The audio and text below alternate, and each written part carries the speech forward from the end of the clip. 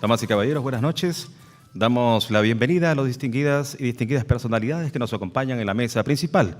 Directores, damas y caballeros, estamos reunidos en la presentación del libro El sentido de las dimensiones éticas de la vida en su segunda edición, obra de nuestro decano, el doctor Johan Leuridan Caiz. Cabe resaltar que la publicación del libro se da en el marco de los 50 años de la llegada de nuestro decano al Perú. A continuación, la intervención del primer comentarista, el magíster Helio Vélez Marquina, coordinador del proyecto Estudios Indianos del Centro de Investigación de la Universidad del Pacífico. Buenas noches, distinguido público, distinguida mesa, decano. Durante estos días, mis alumnos me han visto caminar en las últimas semanas acompañado por el libro que hoy nos convoca, El sentido de las dimensiones éticas de la vida. Son personas jóvenes y las casi 400 páginas del volumen los impresionaron. ¿Por qué estás siempre con ese libro, profe? Debo presentarlo, respondí. Su cara de desconcierto propició una definición de presentación del libro. O sea que tienes que leerlo todo, preguntaron. Les respondí con un conmovido en efecto. Pero, distinguido auditorio, sepa que en realidad lo que me puso en la misma posición de asombro de mis estudiantes fue la idea de presentar a su autor, al padre Johan Leuridan, cuya trayectoria académica es mucho más imponente que unos cientos de páginas. Recientemente celebramos el 50º aniversario de la llegada al Perú del doctor Leuridan, donde ha dedicado casi la misma cantidad de años a la docencia y a la investigación. Desde la Facultad de Ciencias de la Comunicación, Turismo y Psicología de la Universidad San Martín de Porres, él ha construido paradigmas educativos y ha sentado las bases para la investigación de las ciencias humanas, sociales, en un país cuyo aparato estatal vive de espaldas a la riqueza patrimonial de sus pueblos. La trayectoria académica y pedagógica del doctor Leuridan, como lo demuestran sus múltiples condecoraciones, ha sido decisiva para la cultura y la sociedad peruana en áreas fundamentales para la consolidación de su idiosincrasia. La sólida formación teológica de Leuridan, consecuente con la erudición que caracteriza a la orden de predicadores, ha sido la base con que él ha explorado la compleja realidad cultural del Perú. Esta, gracias a su constante apoyo y planificación, ha sido abordada con su liderazgo en diversos estudios del pasado y del presente del Perú, en áreas antes poco o nada exploradas como la cultura de la alimentación y en otras relegadas, pero no por ello menos cruciales, como la ética pensada desde y para la educación. La obra filosófica de Leuridan representa un significativo aporte al estudio de la ética, es decir, a la filosofía moral. Esta inclinación al bien común, que se percibe en su aporte como agente cultural, debe entenderse como el resultado de la prolongada reflexión y estudio enmarcados en la experiencia docente. Pocas veces quien ostenta una cátedra universitaria reconoce la importancia que el trato con los estudiantes tiene en su trabajo académico. Él ha proyectado su valiosa labor en la Universidad San Martín de Porres al resto de la sociedad. Mi deformación profesional me obliga a un comentario formal del texto de Leuridan, atendiendo su relevancia histórica y su relación con otros textos, es decir, la llamada intertextualidad. Este volumen, sin desmedro de su erudición, bien deberá entenderse como una herramienta pedagógica de amplio alcance. Su autor lo ha dedicado a la juventud peruana, porque se trata, al mismo tiempo que un compendio, de una aguda hermenéutica de la realidad peruana que tiene como norte una comprensión del hombre que no se limita, cito, a la vida vegetativa de las plantas o a la sensitiva de los animales. Lo que verdaderamente distingue la vida del hombre es la razón, pero aplicada de acuerdo al bien. La ética es la selección o elección entre las tendencias. Fin de la cita. El libro consta de 14 capítulos, más una introducción y unas conclusiones. Si bien la bibliografía es siempre considerada una obligación por parte del autor por revelar sus fuentes, en el caso de Leuridan se trata de una herramienta didáctica poderosa. Los libros que ahí lista revelan una cuidada selección del mejor material disponible. Quien se aproxime al libro en búsqueda de conocimiento encontrará citadas las obras de los principales filósofos de la antigüedad clásica, la Edad Media, hasta la Edad Moderna, los siglos XVI al XVIII, sin desatender la crítica más relevante de los siglos XX y XXI. De esta manera, el autor se nos revela como un escritor atento a la relevancia formal, puesto que ésta debe ser la estructura correspondiente al ejercicio crítico de su pensamiento. De este modo, llegamos a un aspecto que llamó mi atención como lector aficionado de teología y filosofía. Con excepción de 6, los 8 capítulos restantes concluyen con una evaluación. Estos acápites me han sido de gran ayuda para colegir la información expuesta a lo largo de determinado capítulo. Leuridan discute abiertamente con sus fuentes e introduce al lector en un discurso dialéctico que expone e ilustra sus principios con ejemplos cotidianos que revelan a un filósofo conocedor de la cultura popular. Con este método de síntesis, recordé los modelos clásicos estudiados en mi profesión. Me refiero a las estructuras argumentativas de la Summa Theologiae de Santo Tomás de Aquino y a los ejercicios espirituales de San Ignacio de Loyola. Del primero es fácil inferir que me refiero al planteamiento de cuestiones o problemas para los que el doctor Angélico planteó un procedimiento demostrativo que se resolvía en la solución de los argumentos contrarios, es decir, el planteamiento de una respuesta luego de examinar las fuentes adversas y favorables. El segundo, en cambio, es más personal y me permite comentar una parte poco estudiada de la estructura de los textos filosóficos. Me refiero al estilo.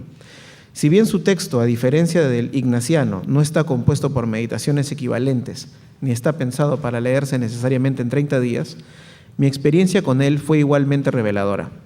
La sintaxis y el léxico de Leuridan son exotéricos, reveladores, acogedores, y demuestran interés por cautivar y envolver al lector en su razonamiento.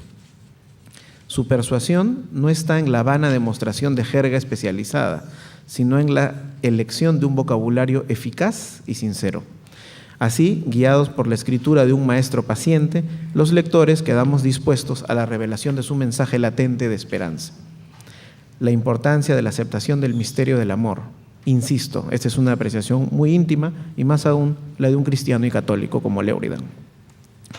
El sentido de las dimensiones éticas de la vida ofrece una minuciosa investigación de la crisis de valores que acarrea la llamada posmodernidad. A diferencia de muchos estudios filosóficos, este no es una interpretación de alguna doctrina o un erudito comentario de una obra mayor.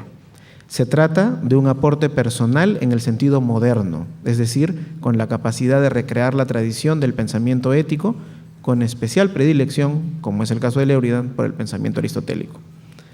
El libro combina la indagación académica con la propedéutica. En primer lugar, ha realizado una heurística notable desde las fuentes clásicas hasta la literatura contemporánea. Con estas bases ha construido el edificio de su estudio. La suya, a diferencia de los laberínticos claroscuros de los textos filosóficos postmodernos, es una construcción de amplios pasillos y relucientes habitaciones donde la luz esclarece las formas. Ciertamente, el hermetismo de algunos filósofos emula la indagación mística del segundo neoplatonismo, pero deja de lado a los no iniciados. Ese ha sido siempre el camino del esoterismo. Leuridan, en cambio, asume un discurso exotérico, abierto, en el que guía al lector a través de una serie de pensadores para discutir críticamente sus posturas. Aun cuando el libro es conducido por un ímpetu pedagógico, tiene aportes filosóficos contundentes. Desde mi modesto entender, yo no he estudiado filosofía ni teología como el doctor Leuridan, presenta la ética aristotélica por encima de la kantiana, como una alternativa para crear una comunidad global a partir de las diferencias. Durante mucho ha imperado el modelo ético kantiano de la máxima universal de haz el bien y evita el mal, pero esto evita las singularidades de cada civilización en el perverso beneficio de una universalidad construida desde los modelos exitosos o sencillamente soportados por el establishment político. Solo por este hecho, el sentido de las dimensiones éticas de la vida se constituye en un libro fundamental tanto para la juventud peruana como para los científicos o académicos inmersos en la compleja pluralidad de sus culturas y de su biodiversidad.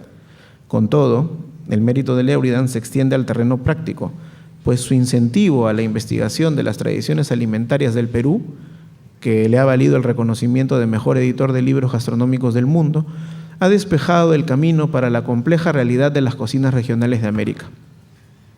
Gracias a su visión propiciada por el respeto a la heterogeneidad cultural, hoy es posible discutir sobre la producción del aceite de oliva en las zonas australes del Virreinato del Perú, mientras aprendemos sobre las cocinas regionales, las picanterías, las chicha y estas últimas ya patrimonio cultural de nuestro país.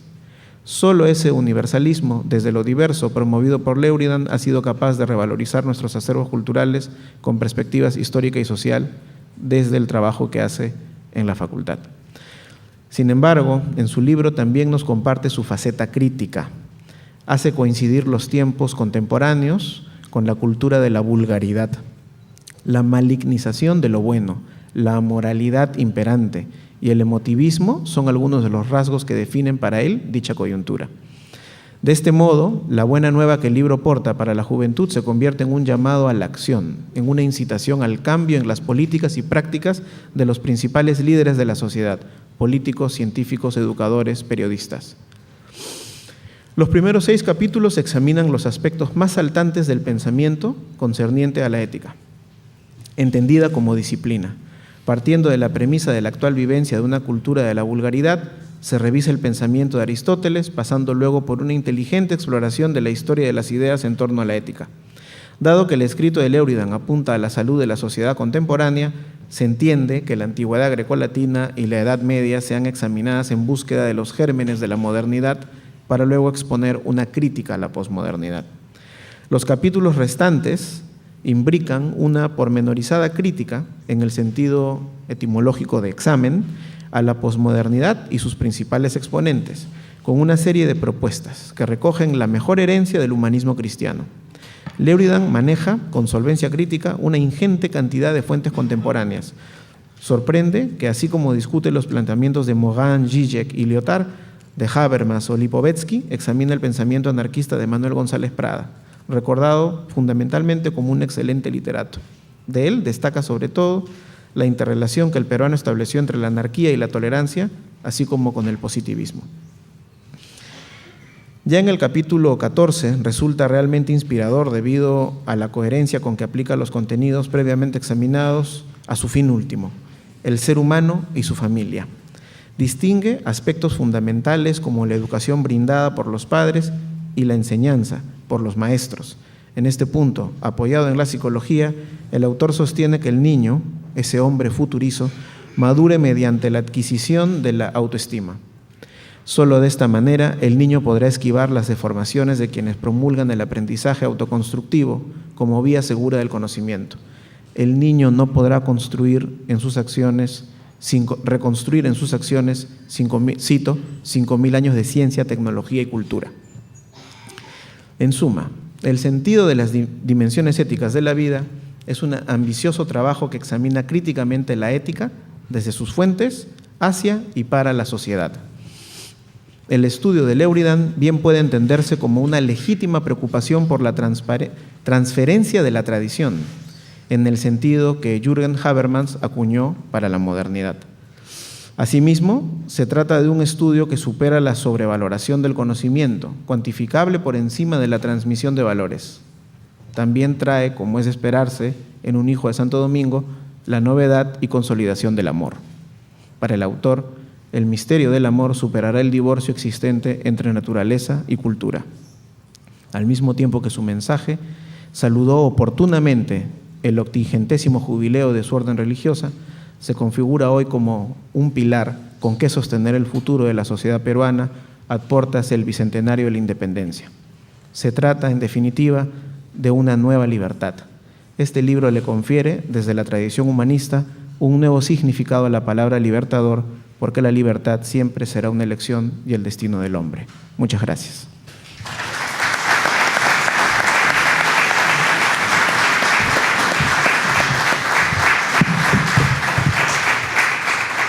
Gracias, señor Vélez. Continuamos con el columnista del Diario de la República, el doctor Mirko Lauer.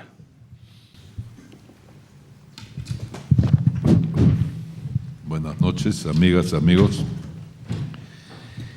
Es para mí un gusto estar sentado aquí con el padre Johan Leuridan, porque de alguna manera pone en evidencia una ampliación del espacio de nuestras coincidencias profesionales. Ambos somos gente de la gastronomía y poco a poco, gracias a él, me he ido volviendo también una persona de lecturas vinculadas a la ética. Hasta el momento de iniciar nuestros diálogos, lo más cercano para mí a la ética era la obra del padre Baltasar Gracián, del cual muchos discutirían si es parte de la ética o no, ¿no es cierto? Pues aquí estamos. La preocupación por la ética siempre estuvo ahí en el campo filosófico, pero en estos años se ha ido volviendo una rama especialmente robusta de la meditación filosófica más pública. ¿Y qué es lo que la ha robustecido?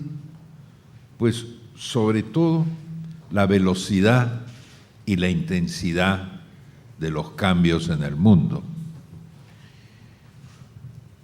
Parecía que los cambios iban a traer soluciones y cada vez más se ha ido entendiendo que los cambios en el mundo nos traen nuevos problemas, nuevas preocupaciones. Cada nuevo invento, por ejemplo, en la tecnología de la comunicación, obliga a construir una rama completa del derecho para atender, ¿no es cierto?, las pesas y medidas de estas nuevas realidades. Y lo mismo está sucediendo con la filosofía moral, con la ética.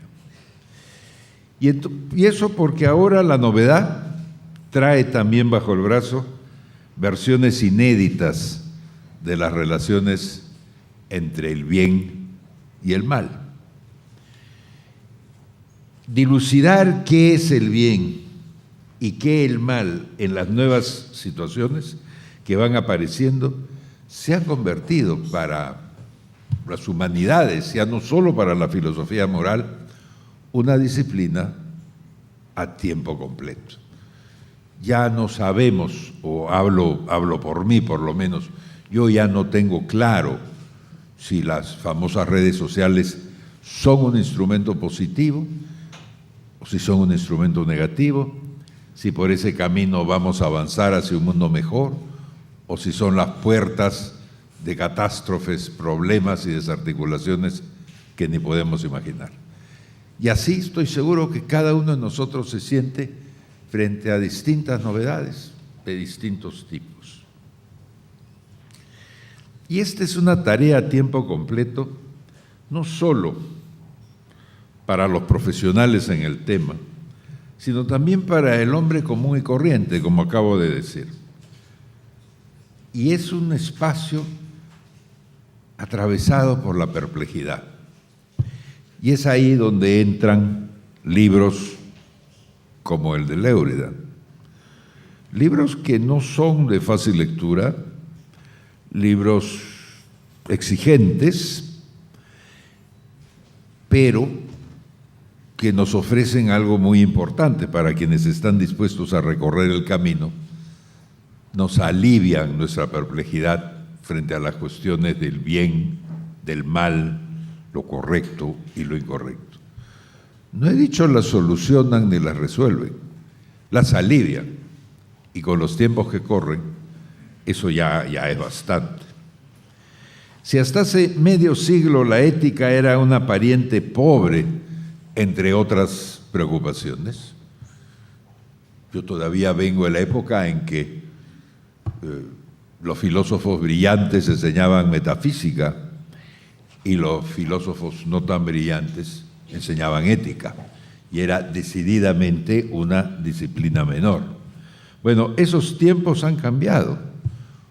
Hoy, en las universidades donde este es un tema, que desgraciadamente no son muchas, creo que se podrían contar con los dedos de la mano, la filosofía moral es una suerte de disciplina piloto, ¿no es cierto? Y en medio de esta renovada vigencia, florecen efectivamente algunas obras con atractivo para un público más amplio que el de los profesionales de la filosofía. Y esos somos nosotros. que debemos comprar el libro de Lebridan cuando crucemos esa puerta y nos vayamos a nuestras casas. Me vienen a la mente dos de los libros de Susan Neiman, Claridad Moral y El mal en el pensamiento moderno, ambos libros del 2008, que llegué a conocer precisamente gracias a un consejo de Johan, cuyo libro, El sentido de las dimensiones éticas de la vida, presentamos hoy en su segunda impresión. Era lógico que Susan Neiman atrajera a Lebridan y que lo convirtiera de alguna manera en su promotor, en su recomendador a gente que podía leerlo. Claridad Moral es un libro formidable sobre las implicancias éticas de la política en los Estados Unidos. Es un libro, como han visto, en la fecha anterior a la llegada del señor Trump. Es un libro sobre usos y costumbres morales en una sociedad. Y ese es un paso que Lebridan todavía no ha dado. No sé si lo inhibe su condición de persona que no ha nacido acá, pero si he leído bien la Constitución, para criticar los malos hábitos del Perú no hay que ser peruano de nacimiento, como para tantas otras cosas. Y El mal en el pensamiento moderno es un texto de historia.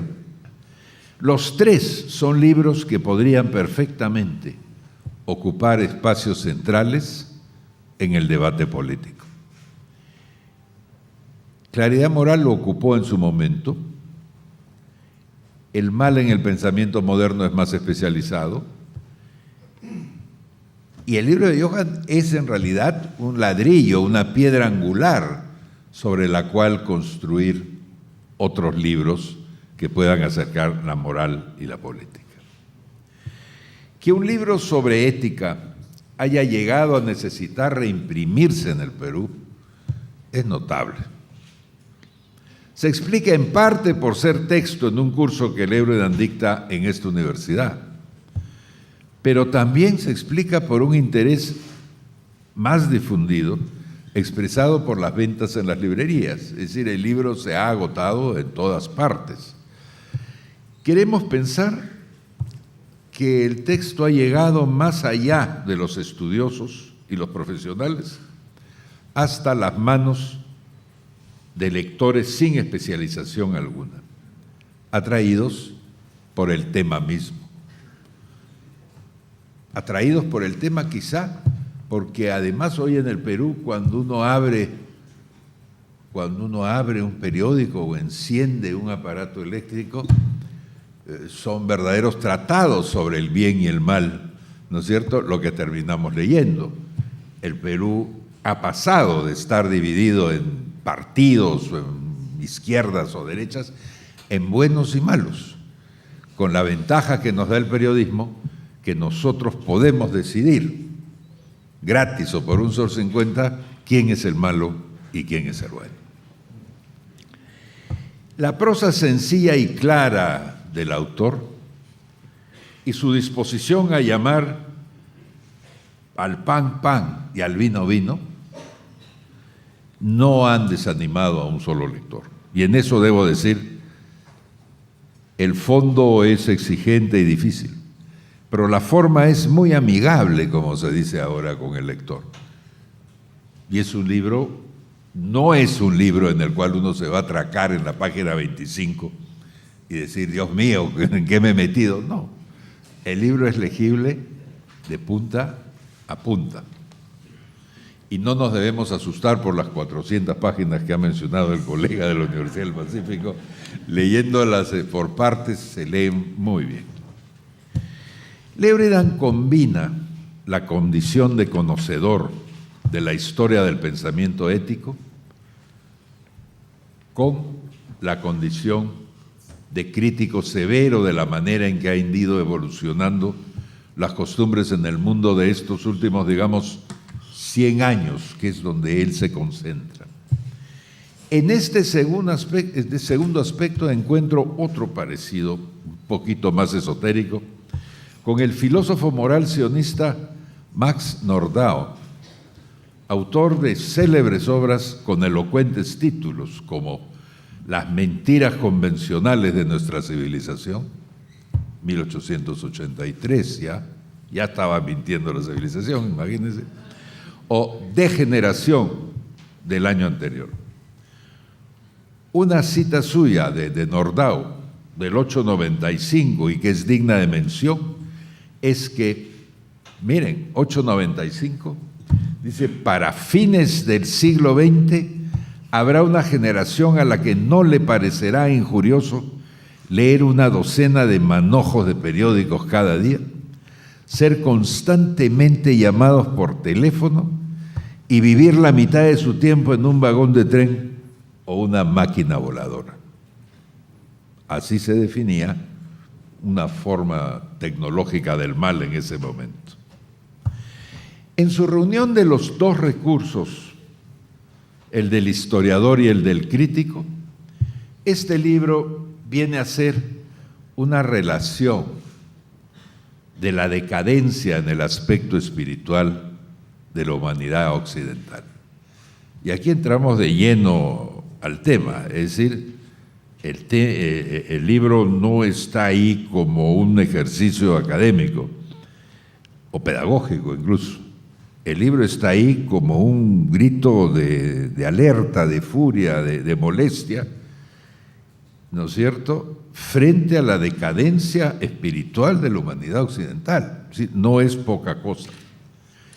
Si he entendido bien en mis lecturas, la responsabilidad en la fase más reciente y aguda de esta caída ética, de la que todos somos parte, ha sido el desarrollo explosivo de una tecnología sin control. O dicho en otras palabras, una tecnología que no ha venido acompañada de un corpus de ideas ampliamente aceptadas y que sea capaz de controlar esta tecnología.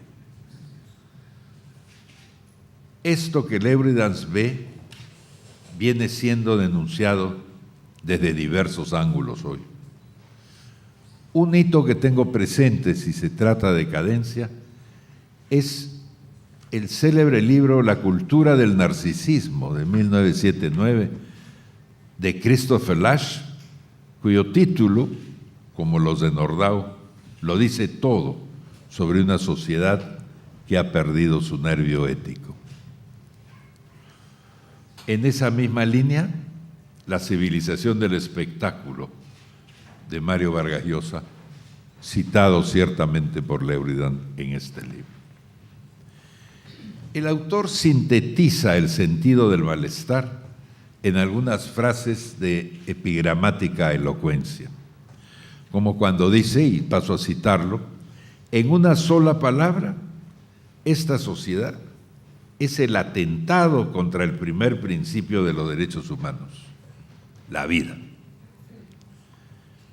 O otro lugar donde dice, hoy en día, muchos de los líderes políticos y culturales en varios países del mundo son también la expresión de una sociedad sin valores éticos. Esta es una situación tremenda que el autor ve, citando a Nietzsche, como producto de, entre comillas, la mentalidad común del individuo. No es que hay un club exclusivo de personas malas o decadentes dando vueltas por ahí. Es la mentalidad común del individuo, es decir, todos y cada uno compartimos estos rasgos. Por lo tanto, desde la perspectiva de este libro, no hay nada más banal que echarle la culpa a los políticos de los males de la sociedad. ¿Por qué no se le echaríamos a los integrantes de la sociedad misma? Este tema es uno de los que convierten al libro, como decía efectivamente mi colega de la Universidad del Pacífico, en un llamado a la acción. Y en eso coincidimos. Lébridan, hay que decirlo, no es un ludita, en su libro, no es un enemigo de la maquinaria, no es un hombre que quiere destruir las nuevas máquinas porque ellas mismas traen el mal y la decadencia. Es un reformador, creo yo, en su libro. Quiere adecuar algo que está mal y componerlo. Y además plantea la vulgarización de nuestras costumbres, de nuestro pensamiento, de nuestra forma de ser, como algo diferente que la crisis de la razón, como un asunto del ánimo antes que de la mente. Y con eso, en el momento en que lo dice, el libro va avanzando hacia su gran final, que reservo para nuestro gran final. A esta situación, ¿no es cierto?, Lébridan le contrapone el amor de Cristo como un elemento reparador de siglos de daño moderno, producido por la contradicción entre la naturaleza y la cultura. Es un mundo donde él percibe que los valores en un mundo donde percibe que los valores han desaparecido, Lébridan busca un lugar para la conducta ética, un sitio donde colocarla, ubicarla, desarrollarla, y solo lo encuentra en la trascendencia cristiana. Es decir, vamos a ser francos, solo lo encuentra fuera de este mundo. Y es por eso que le decimos, aparte de Johann y Lébridan y doctor Lébridan, padre Lébridan. Esa es, ¿no es cierto?, ese es su compromiso con el mundo. Y a la vez, este es un libro de varias facetas. Es una historia sucinta, pero eficaz, del pensamiento occidental sobre temas morales y un ordenamiento de cuestiones dentro de la disciplina. Es una revisión de polémicas en diversos momentos de la historia reciente. Es una proclama en la línea de la célebre y para Lébridan totalmente actual frase de Cicerón: o tempora o mores. Qué tiempos, qué costumbres. Desde este libro y desde las sucesivas clases en aula que podemos imaginar en torno de él, Lébridan es un predicador cuya tarea es poner en evidencia las relaciones umbilicales y capilares entre filosofía y religión. En realidad, esto lo percibimos, por lo menos ha sido mi caso como lector, recién hacia el final del libro, pues hasta ese momento el autor está dedicado a mostrar y explicar cómo se va derrumbando en el paso de una vida moderna aceptable a una en proceso de dejar de serlo, y cómo fracasaron diversos proyectos, intentos de atacar ese proceso, como los posmodernos de los años 30 para aquí, y la propuesta de una sociedad intercomunicativa de Jürgen Habermas sobre todo. Así, Lébridan logra despertarnos a la idea de que la condición humana está en problemas serios, como si en cuanto a humanidad hubiéramos tropezado en la marcha de las ideas y perdido el camino hacia lo que el autor considera el verdadero progreso, el de lo espiritual frente a lo material. ¿Cómo se siente una humanidad así descrita? Digamos, ¿cómo se siente la teórica humanidad lectora de este libro? ¿Estamos ante una traición tecnológica al avance de la ciencia y por eso la consiguiente desviación? ¿O solo estamos inmersos en una larga etapa de confusión? Y el libro de Lébridan nos permite ver que ha habido etapas de confusión de las cuales se ha podido salir. Yo siento que Lébridan es parte de un movimiento mucho más amplio que el religioso, que es ese movimiento que hoy incluye a los defensores del cuerpo humano frente al negocio alimentario, o los defensores del mundo mismo frente a los negocios que lo empujan hacia el abismo del cambio climático, etcétera. Y creo, y quiero creer que cuando dice el espíritu, se está refiriendo también a una mejor calidad de vida sobre la tierra misma. Vicente Decombe, director de estudios de la Escuela de Altos Estudios en Ciencias Sociales, dice, y con eso prácticamente termino, creo que he hablado mucho, predicar la moral quiere decir dos cosas: hacer recordar los principios, hacer recordar se entiende a personas que ya los conocen, pero que tienden a perderlos de vista a la hora de actuar, y exhortar a su público a conducirse bien, demostrar energía y constancia en la adhesión a los principios. Lo primero es la amonestación. Acuérdate. Lo segundo es la inspiración. Anímate. En este libro el autor practica con brillo las dos cosas. Solo puedo decirles, léanlo, pero primero, cómprenlo.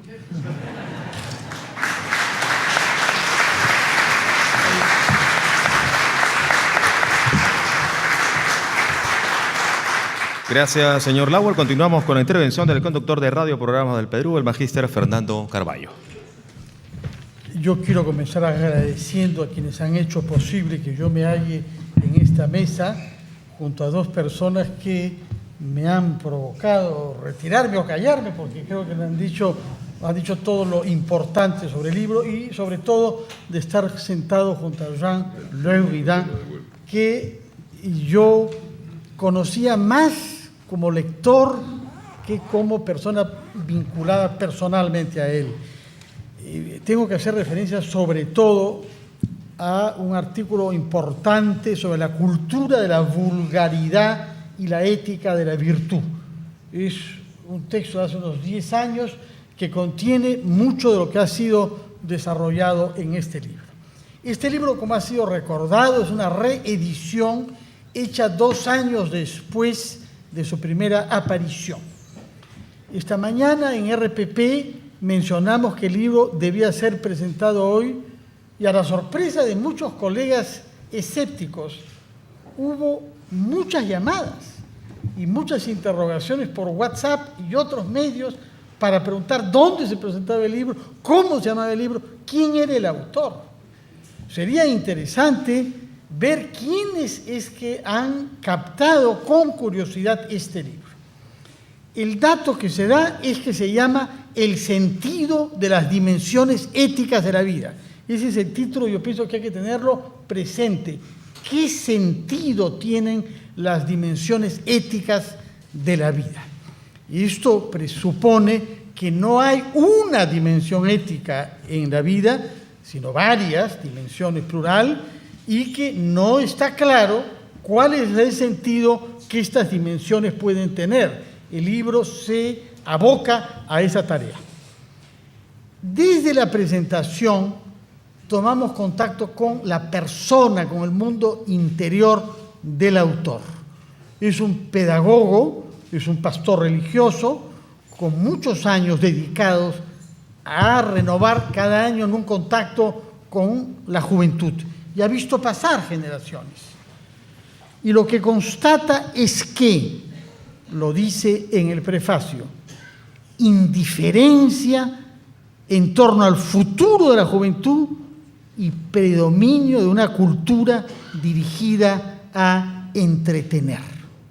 Me parece que son dos constataciones severas, duras, que motivan el libro. Uno siente esta doble indignación. ¿Y a qué mundo estamos conduciendo a los que vienen después que nosotros, a nuestros hijos, a nuestros nietos, a los jóvenes? Un mundo de indiferencia respecto del futuro de ellos, que ya no será necesariamente el nuestro, y de predominio del entretenimiento Entretenerse, como la palabra misma significa, es estar entre dos cosas. Pero ¿cuáles son esas dos cosas? ¿Y por qué está uno? Como se dice ahora en jerga, ¿en qué estás? No hay que estar entre. Bueno, se nota este patos del libro solidario con un vacío de orientación, con una falta de claridad en el sentido, repito el título, de las dimensiones éticas de la vida. Frente a esta constatación, desde artículos escritos desde hace mucho tiempo, vemos esta reflexión sobre la cultura en general, sobre el estado de la cultura peruana, cultura entendida como el universo de valores, de costumbres y de prácticas en las que estamos inmersos, que forman el zócalo común, inconsciente, con el que nos relacionamos unos con nosotros y con los que diseñamos nuestra vida, atribuyéndole valor a ciertos comportamientos, a ciertos logros y negándole valor a otros. Uno siente a un autor demandado a dar respuestas sobre estos temas, a preguntarse qué es lo que he logrado en mi vida, qué es lo que he transmitido y qué herencia puedo dejar a los jóvenes que vengan después a este país. Durante los últimos 2 años ha sido recordado ya, hemos asistido todos a ciertos acontecimientos públicos que no han hecho sino profundizar la conciencia de la importancia del libro. Uno tiene una proyección internacional, que es la llegada al poder en la primera potencia mundial de alguien como Donald Trump, uno de cuyos consejeros más cercanos, alejado ahora de él, ha podido decir, es un hombre que miente sistemáticamente y que todo lo que ha hecho en la vida lo ha logrado mintiendo. Y además considera que la mujer es solo un pedazo de carne. Declaraciones formuladas por alguien que lo ha conocido de cerca durante mucho tiempo. Estamos ante este hecho masivo. Ha sido elegido por voto popular, aunque no obtuvo más votos que Hillary Clinton, obtuvo menos, pero ha sido elegido una persona que ha podido ser visto de esa manera. Y, por otra parte, en el plano nacional, tenemos una agenda dominada por el tema de la corrupción y tenemos el triste privilegio de ser un país cuyos 5 últimos presidentes vivos están asociados de una manera u otra a la corrupción y el otro 6º está condenado por un tribunal italiano a una cadena perpetua por violación de derechos humanos. Esta es la realidad de nuestro país y en eso, hay que decirlo, somos bastante únicos. ¿Qué fuerzas espirituales, cuál es la resistencia para hacer frente a esta triste realidad y escribir el libro?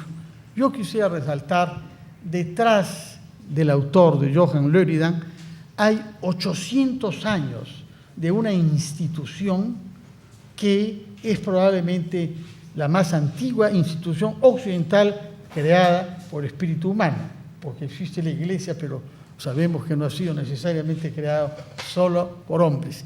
800 años de una orden fundada ante un mundo de cambios acelerados, marcado sobre todo por la aparición de un fenómeno radicalmente nuevo en la Europa de la época, que es la aparición de ciudades. La vida rural, dominada por el orden feudal y por los monasterios, da lugar a grandes aglomeraciones, controlado que se logra la seguridad para hacer viajes de una ciudad a otra.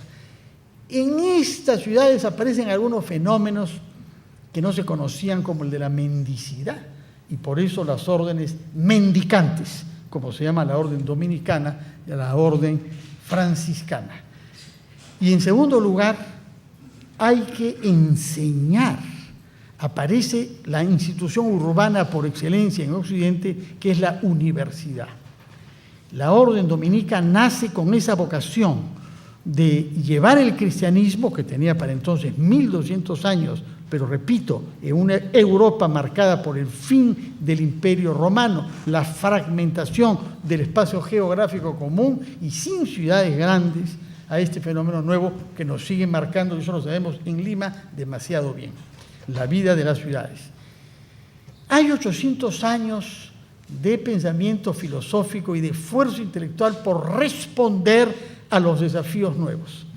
Desde el punto de vista conceptual, sin duda, la más importante respuesta es la inspiración principal del pensamiento de Johann Leuridan, que es la obra de Tomás de Aquino, teólogo y filósofo italiano, nacido en el sur de Italia, que enseña en varias capitales europeas y que reposa en Toulouse, Francia, donde ha sido enterrado finalmente.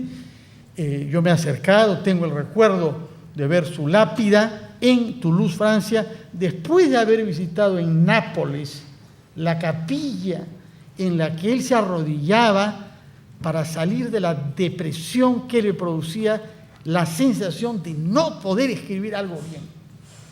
Durante los años en que redactó la Suma Teológica Tomás de Aquino, ¿qué cosa es lo que escribo? ¿Qué cosa puedo decir de válido? Este hombre extraordinario, con estas dudas, razón por la cual se atribuye a un crucifijo que se ve ahí, haberle dicho: Tomás, no te preocupes, has escrito muy bien sobre mí mismo en Nápoles. Yo pienso que eso podríamos decirlo, no es la voz de un crucifijo, pero nuestra voz. Johann, has escrito muy bien sobre nosotros todos. Has escrito muy bien sobre nosotros que estamos expuestos al desafío de los jóvenes, al desafío de los jóvenes que ven nuestros canales de televisión, que escuchan nuestras estaciones de radio, que ven nuestros periódicos, que de una manera u otra a través de redes sociales o varias plataformas digitales acceden a una información lamentable, a un testimonio de lo que es el ser humano, que pone en duda el hecho fundamental que está en el núcleo del sentido de las dimensiones éticas de la vida, que es el valor del ser humano, es decir, la dignidad de la persona humana. Este es un concepto clave en el pensamiento de Leuridan.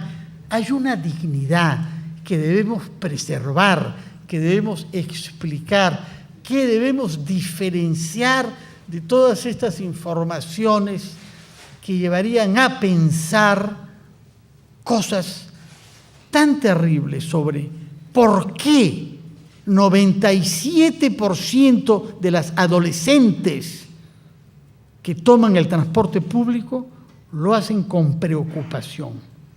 ¿Qué piensan esas adolescentes, nuestras hijas, nuestras nietas, sobre el ser humano? ¿Por qué 97% ha llegado a pensar que subir a un ómnibus es una amenaza para su seguridad?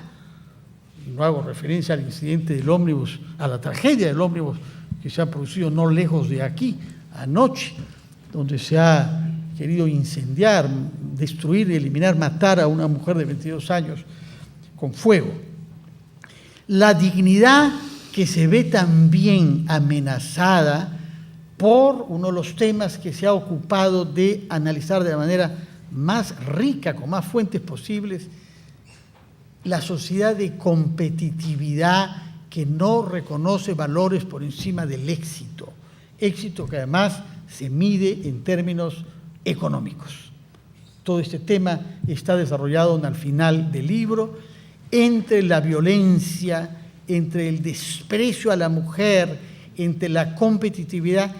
¿Cuáles son los valores que desaparecen? ¿Cuáles son las palabras incluso que desaparecen, no tienen más sentido? Y es a partir de esta pregunta que regreso a la inspiración de base, que fue la inspiración de Tomás de Aquino y de Leuridan, que es el filósofo griego Aristóteles. Como lo explica muy bien, es la gran ética de la antigüedad que se ha expresado no en uno, en la Ética Nicomaquea, sino en varios libros de ética. Y que en el caso de Aristóteles se pregunta cómo, cuándo, bajo qué condiciones podemos decir que alguien ha llevado a cabo una vida buena, una vida feliz. Sófocles había prevenido 100 años antes: nunca digas de un hombre que ha sido feliz antes de haberlo visto morir. Aristóteles es sumamente prudente y dice: ¿bajo qué condiciones podemos decir que una vida humana cumple con la dignidad del hombre. Y acá se introduce en un concepto crucial, ya lo he citado en uno de los artículos más importantes escritos previamente por Loredan, el concepto de virtud. La palabra virtud en el sentido moral está prácticamente desaparecida en las lenguas latinas. Virtud. Existe en otros usos castellanos. En virtud de eso exijo qué. Bueno, podemos decir. Y también llamamos virtuosos a alguien que toca muy bien violín o a alguien que juega muy bien fútbol. Es un virtuoso, ¿no es cierto? Pero, adjetivo, ¿cuál es el sustantivo de esta palabra? Es muy importante lo que nos dice sobre eso Loredan. En realidad, en griego, virtus es la traducción al latín de arete, la palabra griega que Aristóteles usa, y que Platón explica ampliamente también para atribuírselo a todas las cosas. Arete tiene un caballo y una mesa. Simplemente ser sí mismo, cumplir su esencia.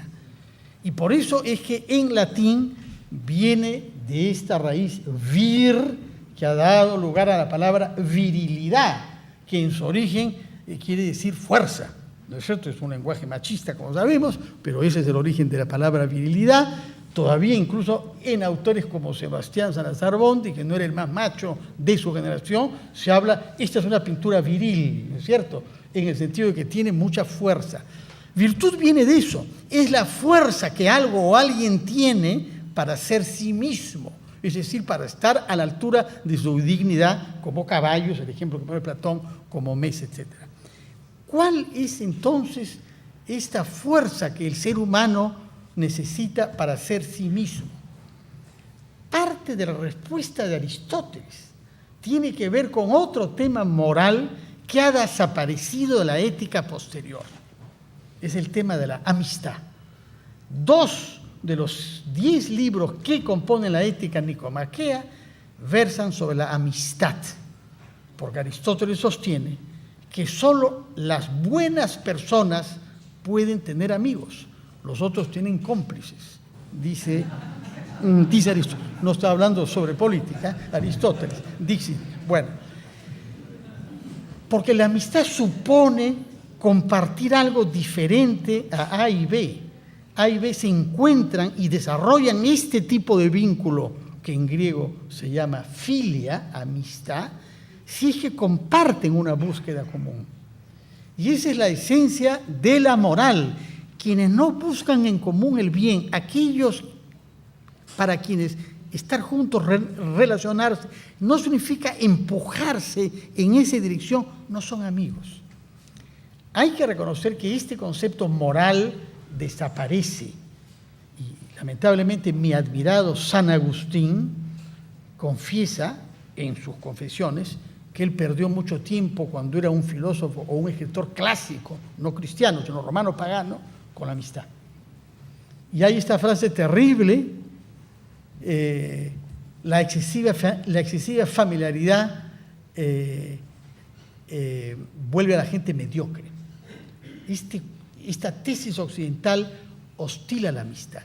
Y es un tema mayor que ha sido rescatado por algunos filósofos contemporáneos, es cierto, como Foucault. ¿Por qué el tema de la amistad no es un tema moral, siendo un tema tan importante para Aristóteles? Dice que es la más elevada virtud del hombre, poder hacer amigos, en el sentido en que lo define. Y la versión, digamos, romana, que es Séneca.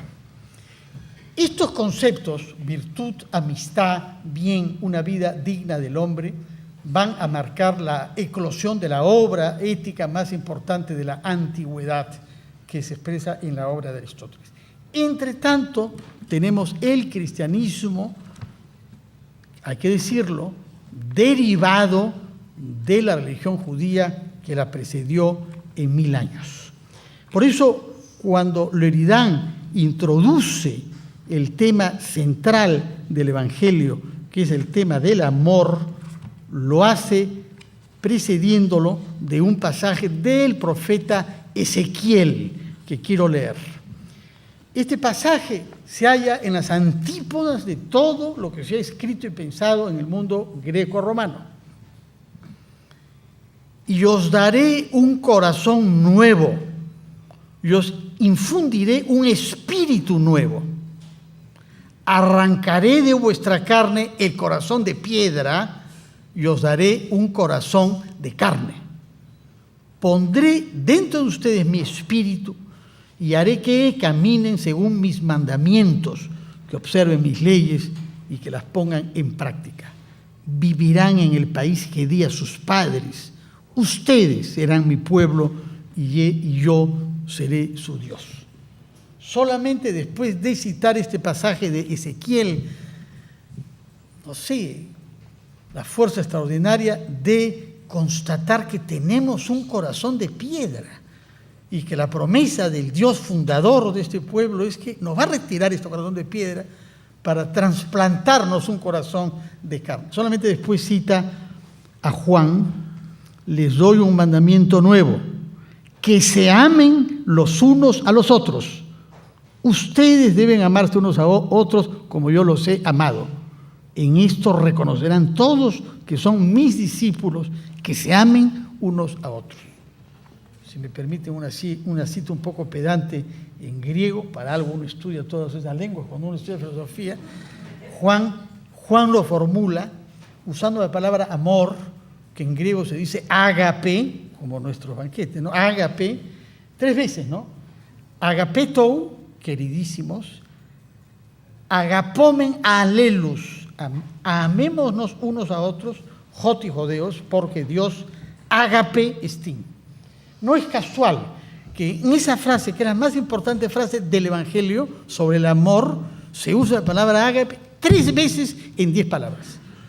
Estamos ante el centro y estamos ante un tema que es totalmente ajeno a Aristóteles y a todos los clásicos. Vincular el amor con la ética en una sociedad que practicaba, por ejemplo, el infanticidio sistemático, en una sociedad en donde el matrimonio y la vida política, si nos quejamos nosotros de la corrupción y de los intereses venales que llevan a ciertos matrimonios, en la sociedad romana y en la sociedad griega, es totalmente generalizado y a nadie le llama la atención. Basta ver quiénes mataron a César y quiénes lo vengaron para darnos cuenta que estamos ante un comportamiento público que no está inspirado para nada por el valor de base, el amor que ha introducido la Biblia y el Evangelio al occidente. 1700 años después de la muerte de Cristo, tenemos la otra gran construcción de la filosofía moral, que es la obra de Kant, que ha sido ya comentada, de manera que me eximo de hacer mayores precisiones sobre eso. Nos ha recordado nuestro colega Helio Vélez que uno siente que hay una simpatía mayor hacia Aristóteles que hacia Kant. Yo me pregunto si el esfuerzo mayor de Jean Leuridan no ha sido más bien buscar una síntesis entre 2 formulaciones completamente diferentes, porque en efecto hay poco en común entre un macedonio que ha hecho carrera en Atenas y un prusiano del este como Kant, que nunca salió de la ciudad de Königsberg, que hoy queda en Rusia, ni siquiera en Polonia. Él nació en ese espacio y nunca se movió de allá. De manera que estamos ante un libro que quiere responder, yo lo entiendo así, a desafíos pedagógicos cotidianos, para que tiene que tomar contacto con jóvenes y los ve con respeto. ¿Qué vida vas a tener? ¿Qué mundo te estamos dejando en relación al que nosotros tuvimos durante nuestra juventud, por ejemplo? Y para responder a esa pregunta, que es una pregunta de pastor, padre, y de profesor, ha dedicado 10 años de su vida a leer no solamente a estos grandes autores clásicos, sino, como ha sido destacado, a una variedad enorme de autores contemporáneos. Muchos de ellos se han nombrado a Zizek y a Neyman, podemos mencionar a Nussbaum, a Sloterdijk, a Sabater el español, autores que hoy están produciendo una obra de filosofía moral, la mayor parte de los cuales son ateos. Y eso es lo que me parece extraordinariamente interesante, y eso es lo que hace Tomás de Aquino, porque Aristóteles era percibido como un materialista ateo. Es un autor griego que no creía mucho en dioses, y sin embargo es ahí que Tomás de Aquino buscará un lenguaje y una coherencia intelectual para explicar esta religión del amor. El libro, por eso, merece ser leído con extremo cuidado, porque no hay que dejarse atrapar por explicación conceptual.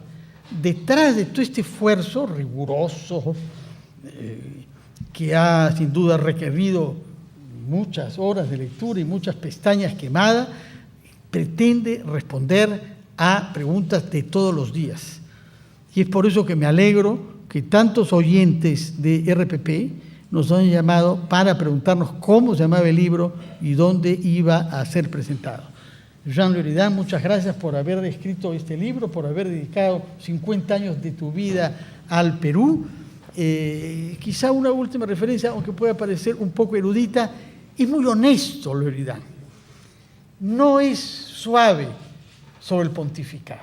Hay muchas críticas a momentos incluso largos, pienso sobre todo en Pío IX, que como estamos entre gastrónomos hay que recordar que fue el creador de Pío IX, ¿no? El Papa Pío IX. Se le atribuye el no haber entendido el liberalismo y lo que eso significaba, aunque rápidamente nos aclara que la doctrina social inventada por su sucesor León XIII vienen a cambiar eso.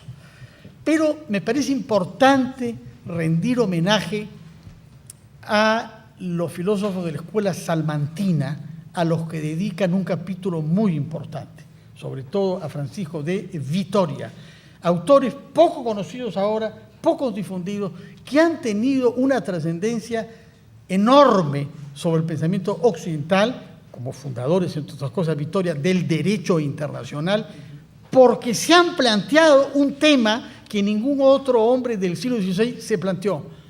¿Qué legitimidad tenemos los europeos para dominar América? Esa es la pregunta que muchos otros no se hacen. Se la hace Vitoria, por eso es que funda el derecho internacional, se la hace Montaigne en Francia, pero según mi experiencia como profesor en Francia, durante 20 años comencé mi curso preguntándole a los estudiantes franceses de más de 5 años de estudios universitarios cuál era el origen materno de Montaigne, y 1% no llegaba a decirme, se apellidaba López, su mamá, y era judía portuguesa. Y la plata del barón de Equem, que producía vino, que tenía caballos, que fue alcalde de Burdeos, que tenía castillo, no venía por la viña ni por las tierras, sino venía por el salmón ahumado que la señora López, judía expulsada de Portugal, vendía. Les es difícil reconocer eso a la francesa. Y como regalo al flamenco que tú eres, quiero decirte que la primera persona en Europa que reconoció obras plásticas americanas como obras de artes fue el pintor alemán Durero, que fue a ver al rey Carlos V, su emperador, Carlos V emperador, Carlos I de España, a Amberes, gran ciudad flamenca, ciudad en la que habían llegado, regalos de Moctezuma todavía vivo al emperador su homólogo, un penacho sobre todo que ahora está en el Museo de Viena, de manera que Mirko Lauer podrá enviarnos unas fotos de ese penacho. Los va a ver Durero y escribe en su diario, el libro se llama Diario de viaje por los Países Bajos: no he visto nunca en mi vida nada que me haya dado más satisfacción en mi corazón. Durero comentando las obras llevadas. Todo esto es el año 19. Todavía Pizarro está lejos de haber puesto pies en América del Sur. Lamentablemente después se introduciría esta idea de que esa obra plástica son idolatrías que en consecuencia debían ser destruidas. Tal no fue el caso de Durero en Amberes. De manera que al flamenco peruano Jean Leridan yo quiero felicitar por este libro, que efectivamente no es solamente útil para personas que se han dedicado al estudio de la filosofía, como fue mi caso en otra vida y en otro oficio, sino efectivamente a todo el que quiere mirar con responsabilidad de frente a los ojos a los jóvenes de hoy. Muchas gracias, Jean.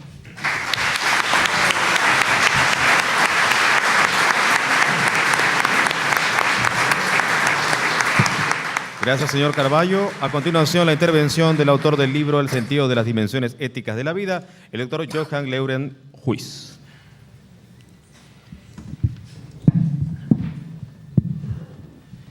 En primer lugar, quiero agradecer a los comentaristas por su presencia y por su aprecio de mi libro y sus profundos análisis. Efectivamente, vivimos en una sociedad marcada por la filosofía materialista, una sociedad donde considera que el hombre se define por su entorno material. El liberalismo y el socialismo son dos grandes ideologías de la modernidad, dos pensamientos materialistas. Hoy en día ya hay una gran duda del valor de las ideologías, pero estamos en una nueva ideología de la tecnocracia. La gran filósofa americana Martha Nussbaum dice: se está produciendo el hombre como maquinaria utilitarista. En Estados Unidos han eliminado y están eliminando los cursos de ciencias humanas, de ciencias sociales. Igual de empezar en Europa, también van a empezar en América Latina. Se ve la relación del hombre con la materia. Y no se ve, como dice Habermas, la relación del hombre con los otros hombres, las relaciones entre las personas. Y esas relaciones entre las personas son por medio de los valores, o que llamábamos antes las virtudes. Y esas virtudes el hombre encuentra en sí mismo. Son valores espirituales. La ciencia no produce valores, no señala valores. Los valores los descubre el hombre en sí mismo, reflexionando en sí mismo, encuentra esos valores. Hasta el filósofo ateo Luc Ferry lo reconoce. La libertad trasciende completamente la materia y es un valor fundamental dentro de la persona. No nos da el entorno, no nos da el análisis científico del mundo. Pero eso supone, y lo he analizado poco en el libro, pero he hecho varias referencias, una educación. La educación es por la familia, los colegios y las universidades. Fundamental es la familia, que es la base de la sociedad. La sociedad arranca de la familia, no del gobierno. Entonces los gobiernos deberían en primer lugar tener una preocupación, promover y apoyar a las familias. Porque es en la familia que el individuo crece, acepte por el entorno espiritual, emocional, racional de todos los familiares, el sentido de los valores. Sería importante que se revise las leyes de educación, la ley universitaria, si tiene realmente interés por la ética y los valores. Muchas gracias.